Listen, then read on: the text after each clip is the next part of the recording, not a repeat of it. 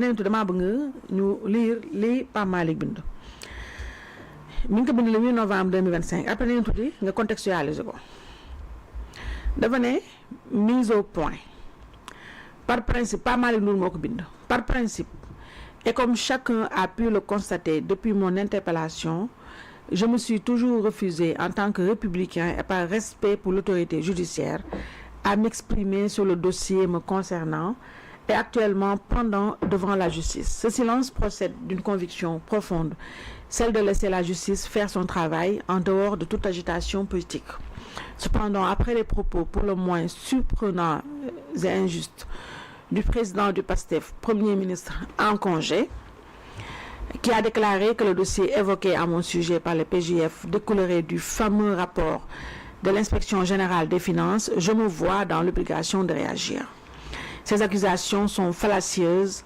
infondées et traduisent une volonté manifeste de travestir les faits. La vérité est pourtant simple et vérifiable par tous.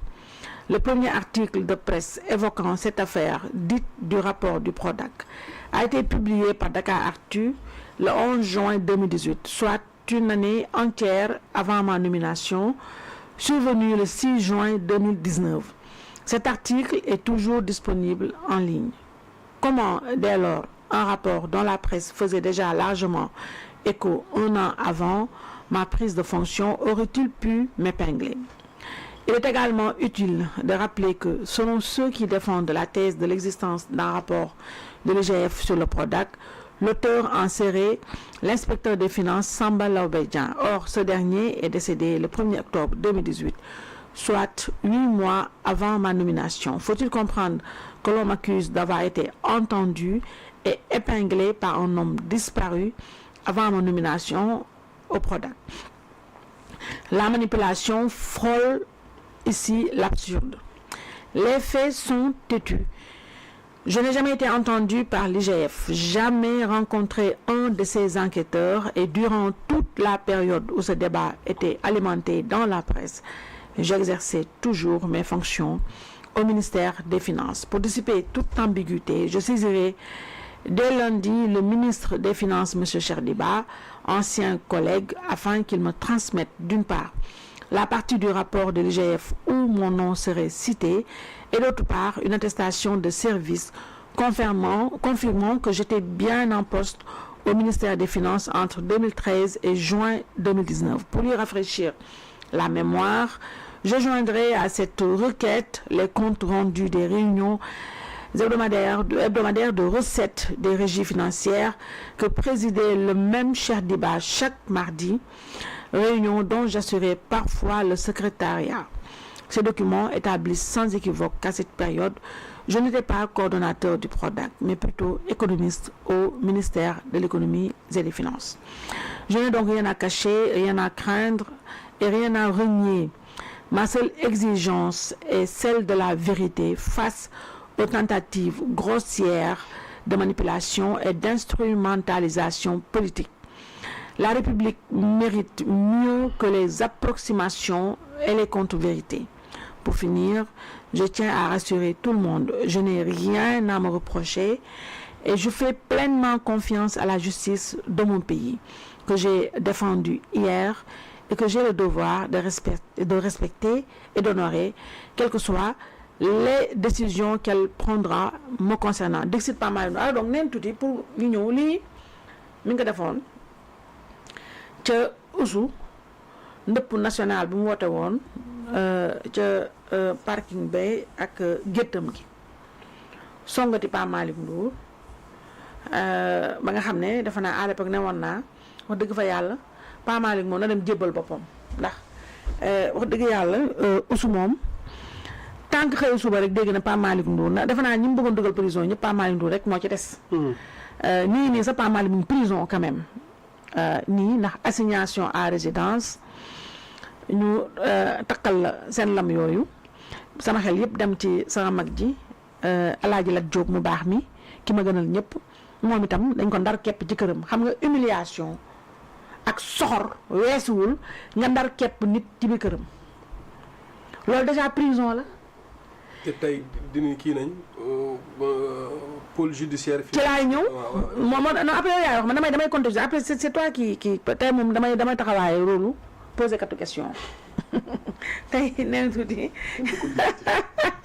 tey kenn li jël ci lii donc Pape Malick dañ ko assigné à résidence yàgg nañ ko benn affaire bu rocambolesque aller retour téye fii usu bu dugalee bu mel ne jomaayee génneel dégg nga usu di xataraayu di naaw di prier di écarter ndax xam nga ne moom wax dëgg fa yàlla bu la xasee ba ngànk du bàyyi du la yàbbi ku dëgër bopp la bu la bëggee tëj moom te comme ndeysaan malheureusement ñun suñu président de la république bi la yàlla xam doy na kenn mënut a wax lépp ndax ñun presque ñun amuñu différence ak waa Angleterre ñun on a ici un roi d'Angleterre c'est malheureusement on a un roi d'Angleterre te j'ai vu un texte magnifique de sama xarit sama doyen Mamadou Ibra Kane borom demain c'est maintenant mu ni malheureusement notre président de la République passe son temps à arroser les chrysanthèmes pendant que notre premier ministre se balade en avion dans l'avion présidentiel il fait un taxawaalu étatique di tambaambaalu di yàq der ndax il ne sait rien faire d'autre à part yàq der pendant ce temps-là ba mu xeloo ci laa dugg ci page yu Diomaye ak présidence gis ne Diomaye xaw ma dem fa la demoon di inauguré xaw ma lan benn affaire bi ñàkk fay da doon inauguré pendant que kenn mi ngi dëbb réew mu fee te avion présidentiel ñun nag Sénégal wax dëgg fa yàlla ñun dañoo def ay wasifa ak di saraxee di tuur ndox xam pour yàlla suñu borom jéggal donc Pape Malick ngi nii Ousmane Sonko Pape Malick mii mooy sànni tàccoom pour rabat d'arrêt bi il faut que nee tuuti man damaa bëgg boo jëlee ñu dégloo religieusement nga expliquer ñu de quoi il retourne Pape Malick mii daa dugal ko Prodac ba muy ñëw Prodac fekk na coowal Prodac jeex na pour les nuls coowal Prodac jeex na tàkk ki ci gën a sonn na ndeysaan mooy Samba Laobé Dieng mi jëm si yàlla mi nga xam ne amul temps noppalu ndax ay mbokkam amul sa temps dëj seen dëj ndax bu Ousmane Sonko ñëwee ba tey ñànk Prodac bi njabootu Samba Laobé Dieng mënuñoo Samba Laobé Dieng mënta tàlli bu muy tàllee aussi fu mu ne bëgg nit ñànk Prodac yéey ci yàbb ci te du ci wax mukk loo xam ne dëgg la Samba Laobé Dieng yàlla suñu borom bi yërëm ko yeesal njërmandeem ci moom jéggal ko te wax dëgg fa yàlla Ousmane Sonko ne war na xalaat ñiy dem mu dimbalu ñoo Prodac bii ndax moom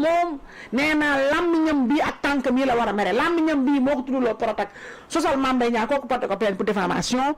tànkam yi ñoo ko yóbbu siif bëtee Adji Sarr génn na yaama siif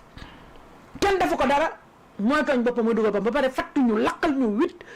Ousmane Sonko lakkal nañu huit ñëpp lay mere sauf ki mu war a mere muy boppam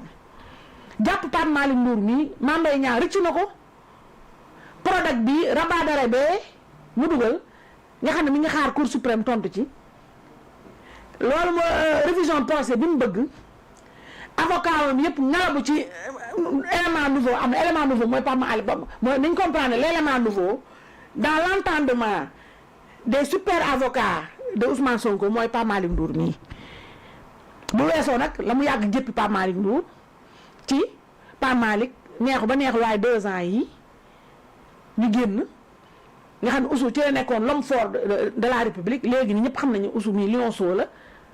il fait beaucoup de bruit mais c'est un lionceau Pape Malick Ndour ñaari at yii moo wane ne bu dul woon Pape Malick Ndour ñu xam ne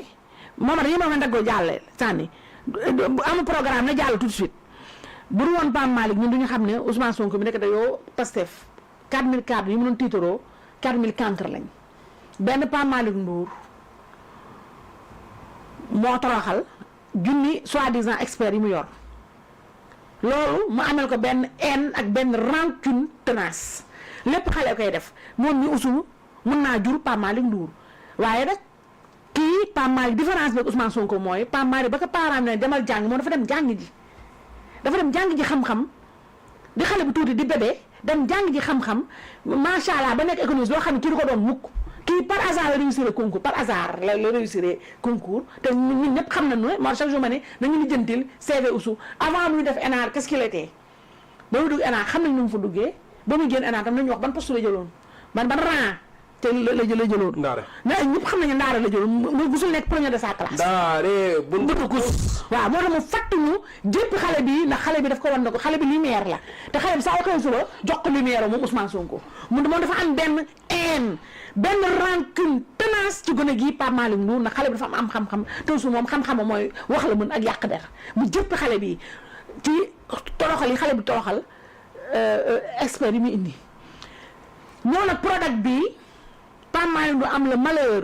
jaar Prodac ba coow li xewee mu ñànk doomu jaamur ji te kaa bàyyi bëgg ko saraxe pour dëgg-dëgg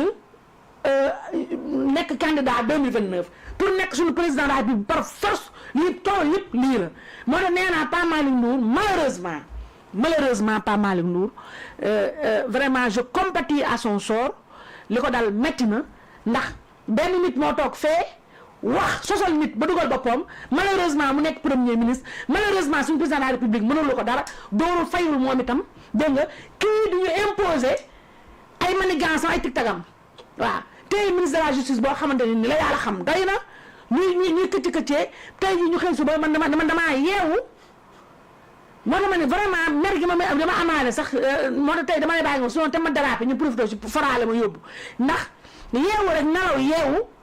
gis ñëpp dama yónnee ay message na Pape Malick Ndour révoqué pour pôle judiciaire financé le procureur ku ne xam ne fu mu jógee nee na révoqué ne compte judiciaire bi Pape Malick Ndour am léegi mandat de dépôt maanaam Pape Malick Ndour fanaanee la bés pour bu ko defee avocat aussi mun a wax ne Prodac bi sax ci lañu épinglé Pape Malick ba mën a rëbës léegi nag aussi moom pour mu am jàmm pour Ousmane Sonko mën a noyyi ñu bëgg a dugal ñu dugal ne leen Pape Malick Ndour nii moo ko dese pour mu mën a noyyi pour vraiment Ousmane Sonko mën a am aafiya pour mu mën a reer ba xol bi sedd mu yëg ma am ndax moom kañ la xol bi di sedd mooy mu yëg ne diw mi ngi prison wala diw def na leneen pour Ousmane Sonko xol bi sedd mu yàbb doomu jàmbur ji foog xale bii dem fanaani rëbës xol ba sedd. Trump xanaa soxlawul premier ministre bu mu man damaa bëggoon man ñun waa AIS mais ñun nañu kilipeel ñu Sonko mii ñun xaw ma AIS këram bi immigration bee AIS xaw ma lan ñu dimbali ñun vraiment wala Maroc bee dégg naa tey ñibbi si ñun nañu dimbali ñu dëgg fa yàlla kidnappé ñu Sonko nañu dimbali kii nañu dimbali sonal nañu lakkal nañu doomu jàmbur ji Pape Malick Ndour mii mu bëgg a saraxe du amul jàmm ba pare Ousmane Sonko amul benn état d'âme rusul sax yow xale bu tudd boo xamante ni dégg nga mën nga ko jur mën na la sët xale bu ndaw boo xam ne nii dafa jàng ba jàng jotee mu jàng taxawaaluwul ay Sweet Beauté xamul lu Sweet Beauté di Sweet Beauté dégg nga xale bi musta fen xale bi musta fen ñu jàpp ko flagrant délit na ko yaa am fen porte ko plainte na ko danga maa fenal kii musta fen kii taaliba Baay Ñas la musta fen fenul xale bu tuuti la mën na la sët sa taat kii xale bu tuddee Pape Malick Ndour musta fen fenalul kenn ba ñu porte ko plainte na ko danga maa fenal door ko 6 mois fenalul kenn ñaareel bi musta dem ay Sweet Beauté ba benn xale génn na ko danga maa violé musta musula moom ndeysaan jàngale ko de mu jàng ba jàng jotee mu jàng ba ngay taxawaal moom la ñuy jàng mais xale bi bu amee xam bu juddoo ndeysaan yaru am xam-xam te yow amoo xam-xam yow sa xam-xam ci wax la ak yàq der mais xale bi lan la def waaye Ousmane Sonko du am jàmm fan fekk nañu lakkal nañu wut ñun kii xaw ma kan ñu ne suñu fa appel d'offre wala ñu national international ñu kenn bëgg ko Ousmane Sonko suñu problème mooy kenn bëgg ko ñun suñu problème mooy kenn bëggul Ousmane Sonko ñun bu ñu amul ko ko bëgg man vraiment dama war a dem jàng ji anglais sax def appel d'offre international en anglais pour ñu dimbali ñu te Donald Trump bu ñu dimbali ñu kenn la bëgg kii nañu dimbali kii lakkal nañu fekk nañu ma kenn laa def mun def man ba boole ko kalaame ko ak Donald Trump ñun Trump dafa baax ci àddina bi yow lii Trump bi ñu jël Maduro kii la waroon jël est-ce que jaawale wu ko est-ce que bëggoon jël ci jaawale ak Maduro ñu ci jël kii ñun tamit vraiment parce que Trump bi mii nee na Trump war na yàlla Trump mii ñëwul xew Sénégal Trump dañ dimbali